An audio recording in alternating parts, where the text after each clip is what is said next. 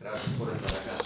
Bueno, cuando Jorge me hizo una propuesta de presentar a Benjamin desde una perspectiva un poco pues holística, muy general de lo que él había realizado, ¿cuál fue la relación de ese proceso de vida que él llevó como filósofo alemán, algo que les compartí en mi clase, en las clases anteriores, esa condición del judío alemán, y qué repercusión tuvo en la obra y en el pensamiento de él?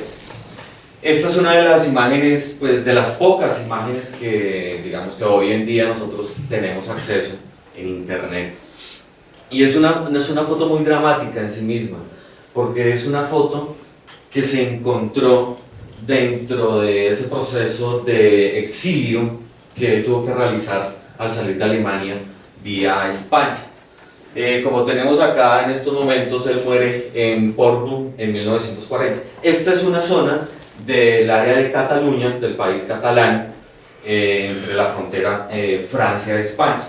Estas fueron una de las fotos que se encontraron durante esos años de exilio, cuando él tenía que rodar por distintas partes de Europa. Y pues me parece muy pertinente también y muy irónico a la vez en cuanto a ese tema que estábamos hablando anteriormente, esa pequeña introducción que hablamos con el profesor Jorge, de qué manera él asumía la historia, cuáles eran esos postulados, de qué manera debíamos ver ese proceso histórico, esa línea, como el profesor Jorge muy bien lo decía anteriormente, esa manera que nos habían educado en esa etapa escolar y preuniversitaria, en esos procesos, como él bien lo dice. En esos momentos se comenzó a surgir esas categorías, esa segmentación de los procesos de investigación, de los procesos de formación en sí misma del ser humano, y se comenzó a especializar dentro de todos esos distintos temas. Ahí lo importante, y dentro de ese proceso, es que entendamos que Walter Benjamin comenzó a hacer esas investigaciones y a proponer esas miradas, ¿cierto? Dentro de todo ese conglomerado y toda esa revolución social que se gestó a finales del siglo XIX y a principios del siglo XX, de cuáles fueron esos procesos que asumió la sociedad de esos momentos cuando por primera vez comenzó a tener relación con un proceso técnico como la fotografía, y a dónde nos llevó luego, ¿no? Estamos hablando ya en una posición de la imagen en movimiento, subió el cine, llegaron los Lumière, la gente comenzaba a salirse a estas proyecciones al lado del circo de París, que salió corriendo cuando vio el tren llegando a la estación de París, porque era la primera vez que veía algo, el tren que se les venía encima. Todos esos procesos de reproducción técnica, tengamos en cuenta, y acá es un ejercicio de contexto alrededor de lo que él estaba heredando, de lo que estaba produciendo y de lo que se estaba gestando. Es importante que entendamos obviamente el contexto en el cual él se encontraba. Veníamos también de una reproducción técnica de que del cartel, se estaba produciendo el cartel en París, y es algo, voy a hacer un paréntesis. Él hace un estudio muy interesante en los años, a principios de a mediados de los años 20, de los pasajes de París. Esa producción, ese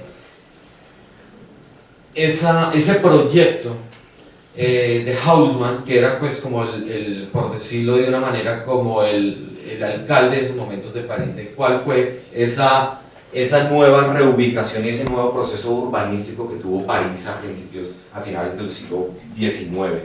Walter Benjamin hace un estudio muy profundo, muy interesante, de ese París, de esos pasajes, de esos espacios donde la gente se va a reunir, de esa nueva urbe que está en un constante cambio, en un constante tránsito alrededor de esas imágenes, de esas ciudades, perdón, que están cambiando continuamente. Entonces estamos en una época, en un proceso de cambio donde están sucediendo muchas cosas a la vez. Entonces, volviendo al tema, esta imagen pues se va a relacionar también con esos procesos históricos y con esos postulados que el profesor Jorge nos decía anteriormente. ¿Cuál es esa relación que tiene la técnica del hacer imagen con la mirada y con ese planteamiento paralelo de esa nueva manera de ver nuestro entorno, el contexto en sí en que el ser humano se encuentra en determinados momentos. Entonces, digamos que esto es una evidencia de cuál fue el proceso que él llevó, no solamente como pensador, sino en sí mismo como ser humano. Luego le recuerdo, esa condición de judío alemán hizo que él fuese ese eterno concepto del judío errante a través de toda Europa, y pues desgraciadamente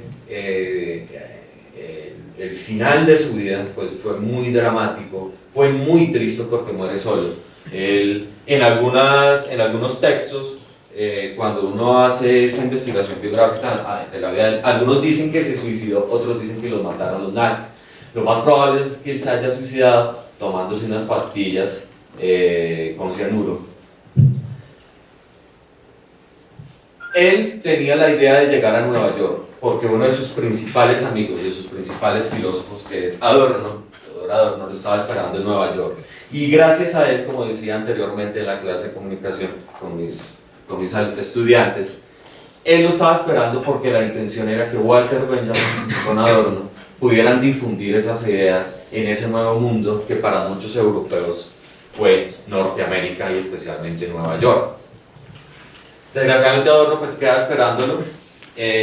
Benjamin básicamente queda y muere ahí en la frontera franco-española, y ahí pues básicamente lo que viene es un proceso de divulgación de su obra a partir pues de sus principales colegas pensadores.